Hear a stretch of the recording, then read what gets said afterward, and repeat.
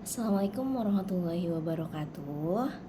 Halo teman-teman, selamat datang di podcast saya. Perkenalkan, saya Novi Endah Widyastuti dari Universitas Insan Cipta Indonesia, Program Studi Neuropsychology Batch 3. Pada kesempatan kali ini saya akan membahas mengenai topik yang sangat dekat dengan kehidupan kita, khususnya mahasiswa dan para pekerja. Apa itu? Yaitu adalah dampak burnout terhadap kesehatan mental. Yang mana kita tahu burnout itu sangat mengganggu kesehatan mental kita, yang makin lama makin membuat kita malas untuk melakukan sesuatu. Sebelum saya mulai, saya ingin mengajukan suatu pertanyaan kepada kalian. Apakah kalian pernah merasakan sudah cukup banyak istirahat tapi masih merasakan lelah yang sangat berat, lalu sudah mengerjakan sesuatu yang sangat sempurna sehingga kita merasa bangga, tetapi kita malah capek dan merasa itu tidak bermakna? Lalu apakah tugas yang semakin banyak, pekerjaan terus menumpuk, dan setiap pagi rasanya berat sekali untuk memulai aktivitas? Apakah kalian pernah merasakan itu? Kalau pernah merasakan itu, bisa jadi itu bukan lelah biasa, namun itu bisa dikatakan sebagai burnout. Nah, kalau pernah mengalami hal itu, pada podcast kali ini saya akan menjelaskan apa sih itu burnout. Pertama, saya akan menjelaskan pengertian mengenai apa itu burnout. Kedua adalah gejala yang terjadi pada saat kita burnout itu apa aja sih. Dan ketiga adalah dampak terhadap kesehatan mental kita. Dan terakhir adalah bagaimana caranya sih untuk menangani burnout ini. Karena burnout bukanlah suatu penyakit, tetapi sangat membahayakan lama-kelamaan ya. Jadi jangan kemana-mana, simak podcast kali ini. Saya akan membahas secara menarik dan terperinci. Teman-teman, banyak yang menganggap burnout adalah hanya kelelahan biasa saja.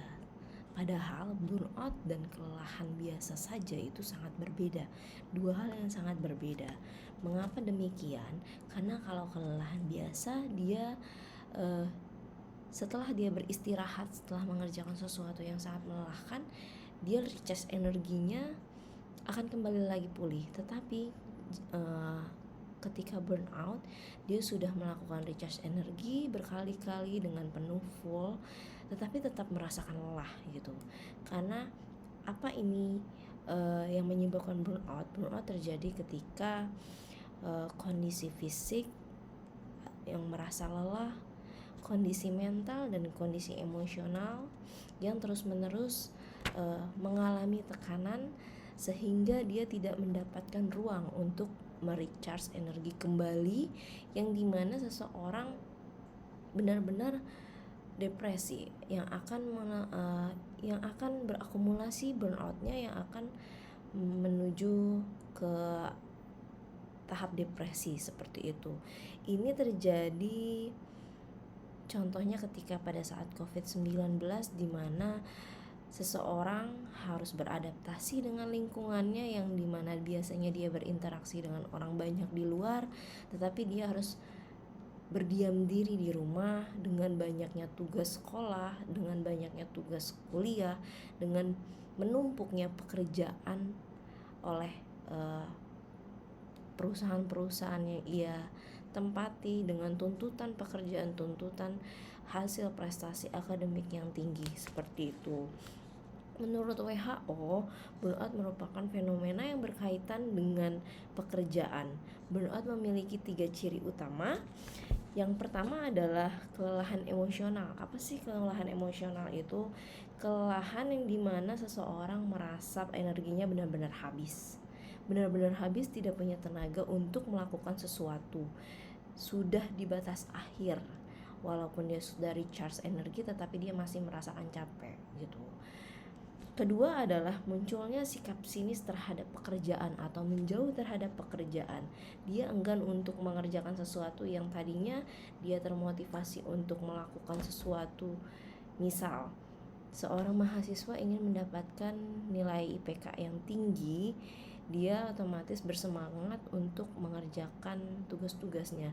Namun ketika sudah burn out, motivasi itu luntur gitu, karena dia sudah merasa lelah, sudah habis energinya. Dan ciri ketiga adalah menurunnya rasa percaya diri terhadap kemampuan diri sendiri, sehingga merasa tidak mampu menyelesaikan tugas tersebut. Dia sudah minder duluan, yang mana tugas itu seharusnya bisa dia kerjakan, tetapi karena dia merasakan lelah selelahnya atau merasakan burnout, dia merasakan tidak percaya diri untuk menyelesaikan masalah itu. Burnout tidak hanya dialami oleh para mahasiswa saja, tetapi burnout juga sering dirasakan oleh banyak pihak, oleh banyak kalangan seperti para pekerja di kantoran, oleh guru, oleh dokter, dan bahkan ibu rumah tangga pun, karena mereka banyak memegang tugas yang tidak hanya satu tugas yang harus diselesaikan, tetapi memang dituntut untuk mencapai tujuannya seperti itu. Nah, sekarang kita ingin mengetahui mengapa sih burnout itu terjadi. Banyak hal yang menyebabkan burnout itu terjadi. Penyebab pertama adalah beban kerja yang terlalu tinggi, di mana misalkan mahasiswa, pekerja, anak sekolah dan lain sebagainya. Itu contohnya deh, mahasiswa sering mendapatkan banyak tugas, presentasi, terus kegiatan organisasi, bahkan harus mempersiapkan skripsi dalam waktu yang hampir bersamaan. Sementara pekerja juga dituntut untuk menyelesaikan target, belum lemburan, mengikuti rapat, dan juga harus menjawab pesan satu persatu mengenai pekerjaan dia melalui online atau by phone. Dan itu menyebabkan merasa tidak ada ruang untuk dia bernafas, dalam arti tuntutan yang sangat tinggi gitu. Tuntutan yang sangat tinggi untuk mendapatkan prestasi akademik yang tinggi, untuk mendapatkan pencapaian target pekerjaan yang tinggi pula, itu tidak menutup kemungkinan itu adalah salah satu penyebab dari burnout. Penyebab dari burnout adalah tuntutan pekerjaan yang terlalu tinggi. Selanjutnya adalah penyebab keduanya adalah kurangnya waktu istirahat. Kadang anak zaman now gitu merasa bangga kalau dirinya itu tidur hanya 3-4 jam, merasa dia selalu produktivitas. Padahal kalau kita lihat dari sisi lainnya, kekurangan tidur itu tidak langsung menyebabkan gangguan terhadap kesehatan, baik itu kesehatan fisik, kesehatan emosi, kesehatan mental, itu semuanya kena. Kenapa? Karena kekurangan tidur itu respon terhadap tubuh dan otak itu berpengaruh, yang mana tubuh dan otak itu membutuhkan waktu untuk beristirahat yang cukup agar dia balance antara pekerjaan dan dia beristirahat, seperti itu. Selanjutnya adalah penyebab yang ketiga, yaitu kurangnya keseimbangan antara pekerjaan dan kehidupan pribadi, atau yang sering disebut work-life balance, di mana banyak kalangan yang merasa kerja gitu. Memang kita dituntut untuk sebagai mahasiswa yang baik, mahasiswa dengan IPK terbaik, juga ingin berprestasi di universitas, dan juga untuk menjadi karyawan terbaik dengan target-target yang mencapai gitu ya. Namun ketika pada saat tidak ada keseimbangan antara dunia pekerjaan atau dunia mahasiswa atau dunia belajar dengan dunia pribadi, itu akan menyebabkan kesinggungan antara kesehatan mental kita yang awalnya adalah merasa kita burnout. Pertama kita merasa lelah biasa, pada saat kita recharge tapi tidak ada efeknya, ternyata kita mengalami burnout. Kita tidak ada ruang untuk diri sendiri, yang mana kita bisa healing dengan teman-teman kita, tidak ada waktu terhadap keluarga kita, dan tidak ada waktu untuk diri sendiri pastinya. Ditambah lagi saat ini sangat kencang sekali ya efek dari media sosial, yang mana kita sering melihat, wah dia lebih sukses dari kita, wah dia lebih berbakat, lebih pintar dari kita gitu. Itu kadang memotivasi kita, memang bagus, tetapi efek sampingnya adalah kita kadang melupakan efek dari motivasi kita itu, lupa dengan waktu diri kita sendiri. Seperti itu. Padahal di media sosial itu bukan hanya framing saja, tidak selalu bagus gitu, tidak selalu benar, karena media sosial adalah seringkali menampakkan yang hanya bagus-bagusnya saja, tetapi tidak menampakkan prosesnya. Seperti itu. Selanjutnya adalah dampak dari burnout itu sendiri apa sih? Dampak pertama adalah meningkatnya stres. Saat seseorang mengalami stres secara terus-menerus, maka hormon stres itu meningkat gitu. Hormon itu meningkat dan membuat seseorang menjadi mudah marah, mudah emosional, sulit berkonsentrasi, dan cepat merasa lelah. Itu salah satu dari dampak burnout ya. Apalagi stres ini kadang overthinking, dimana overthinking itu sangat menguras energi, yang dimana tidak selalu benar yang apa yang dipikirkan. Itu adalah salah satu dampak dari burnout itu sendiri. Yang kedua adalah munculnya kecemasan.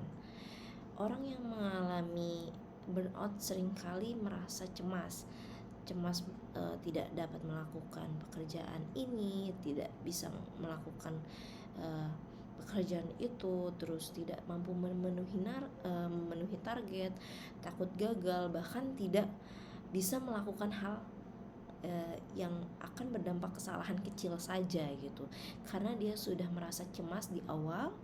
Ini adalah salah satu gejala dari burnout, yang mana lama kelamaan rasa cemas ini akan menjadi penyakit gitu, yang dimana berkembang menjadi gangguan kecemasan. Seperti itu. Selanjutnya adalah dampak dari burnout adalah depresi. Tidak hanya stres yang berkepanjangan, lalu juga tidak hanya berdampak pada nanti ada gangguan kecemasan, dan burnout ini yang menumpuk secara banyak. Stres ini akan berdampak gangguan mental seperti depresi. Burnout ini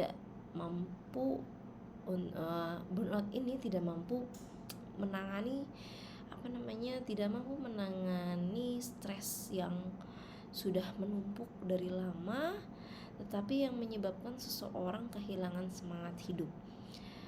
Akan bahayanya burnout ini jika kita terus tidak menyadari dampaknya dari burnout itu sendiri.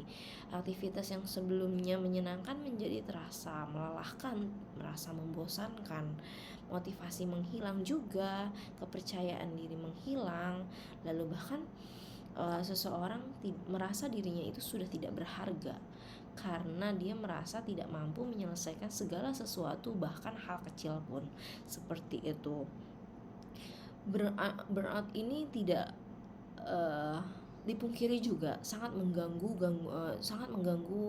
kualitas tidur, karena dia selalu berpikir yang tidak seharusnya, atau disebut juga overthinking. Seperti itu.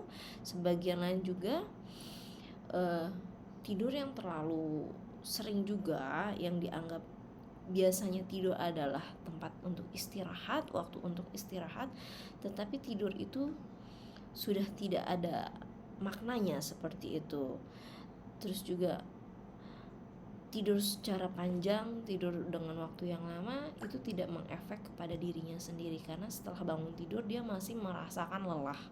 Itu adalah dampak dari burnout itu sendiri. Dan tidak dipungkiri juga, burnout itu sangat mengganggu hubungan sosial karena dia terkena kesehatan emosional juga ya. Jadi dia gampang marah, terus juga gampang tersinggung. Biasanya hal-hal yang menurut dia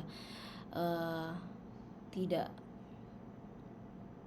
biasanya gitu, tidak biasanya dia merasakan kalau hal itu adalah menyinggung dirinya.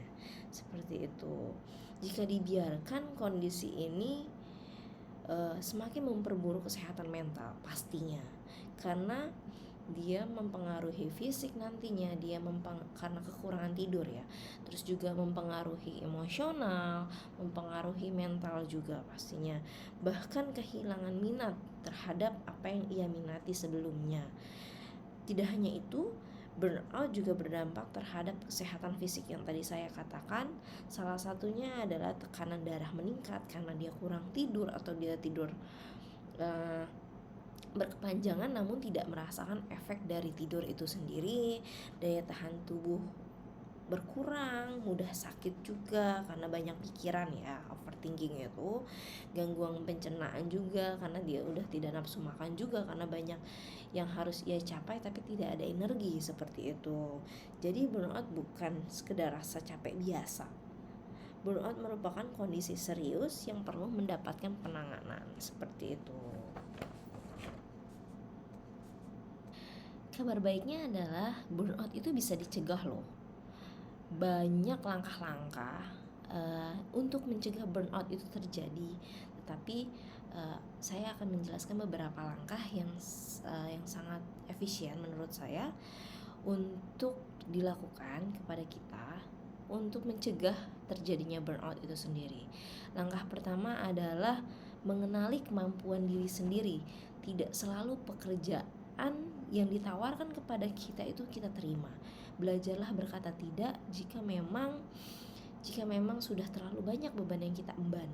Lalu juga pekerjaan itu tidak selalu dikerjakan hari itu juga harus selesai. Masih ada waktu hari esok. Seperti itu. Memang jika tugas itu deadline, alangkah baiknya diatur jadwalnya dengan baik ya. Dan juga kita juga manusia biasa pastinya. Kita tidak harus menjadi manusia yang sempurna. Keinginan itu boleh, tetapi untuk menuntut itu baiknya tidak dilakukan, karena itu bisa dikatakan zalim juga ya untuk diri kita sendiri, karena akan menyakiti secara tidak langsung, menyakiti diri sendiri. Langkah kedua adalah mengatur waktu, dimana kita baiknya membuat jadwal, lalu memilih skala prioritas untuk kita sendiri, lalu selesaikan tugas yang paling penting terlebih dahulu. Jadi tidak semuanya dikerjakan dalam satu waktu, karena itu membuat kita tidak efisien kerjanya juga dan merasakan lelah yang berkali lipat, seperti itu. Untuk langkah ketiganya adalah menjaga pola hidup sehat, di mana tidur itu harus cukup. Tidak harus bangga dengan kekurangan tidur itu bukan gaya hidup sehat. Lalu mengonsumsi makanan bergizi, dan tidak lupa doping untuk kita adalah minum vitamin ya guys. Lalu berolahraga secara rutin itu sangat membantu untuk kita meluapkan energi yang tertumpuk di dalam diri kita. Olahraga itu sangat membantu pastinya. Lalu fisik kita juga sangat berhubungan dengan kesehatan mental. Jadi alangkah baiknya keseimbangan antara fisik dan mental itu diperlukan, karena mereka itu saling membutuhkan ya. Tidak hanya sehat fisik tetapi mental kita yang terganggu, atau fisik kita yang lemah tetapi kesehatan mental kita yang baik, itu tidak. Semua adalah saling terintegrasi antara fisik dan mental kita. Langkah keempat adalah meluangkan waktu untuk diri sendiri. Ini sangat penting karena diri sendiri membutuhkan ruang untuk bernafas ya, jauh dari tuntutan, baik itu tuntutan di universitas atau tuntutan di pekerjaan. Meluangkan waktu dengan keluarga, meluangkan waktu dengan diri sendiri, meluangkan waktu dengan teman, itu sangat dibutuhkan agar kita bisa refresh atau merecharge energi yang sudah kita kuras untuk mengerjakan segala tuntutan yang terjadi pada kita.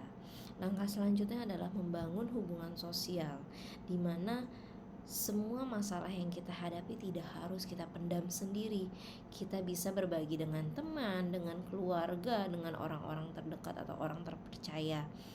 Jika memang sangat dibutuhkan tenaga ahli untuk bercerita tentang masalah yang kita alami, bisa ke konselor, bisa ke psikolog, karena itu membuat kita sedikit membantu atau sangat membantu untuk mengurangi rasa stres kita yang mencegah burnout itu terjadi.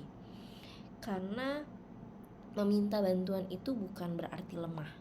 Itu menurut saya juga adalah bentuk kepedulian kita terhadap diri kita sendiri. Meminta bantuan itu tidak lemah, karena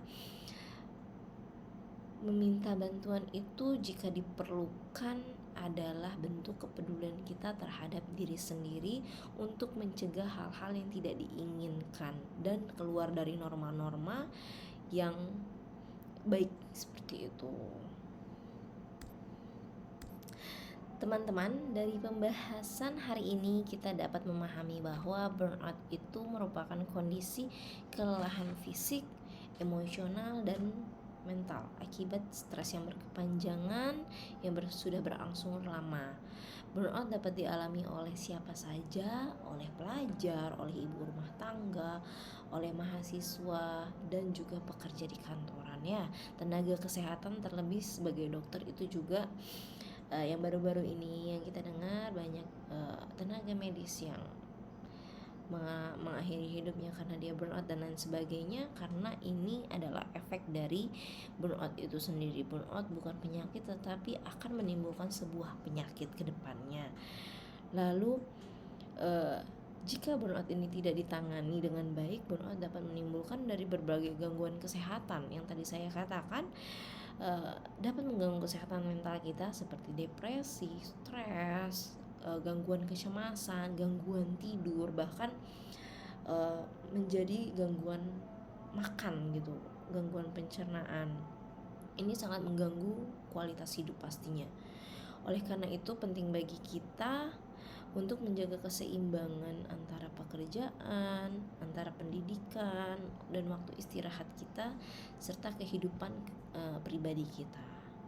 Ingatlah bahwa produktif itu memang penting, namun yang lebih penting adalah kesehatan mental kita, yang mana kesehatan mental kita akan berpengaruh terhadap kesehatan fisik kita. Ini adalah investasi kita untuk masa depan, masa panjang, tidak hanya hari ini saja. Karena ketika kesehatan mental itu baik, fisik kita juga akan baik, dan saat bekerja, saat belajar, saat kita menuntaskan target-target kita itu akan tercapai dengan baik, dengan kondisi yang baik pula.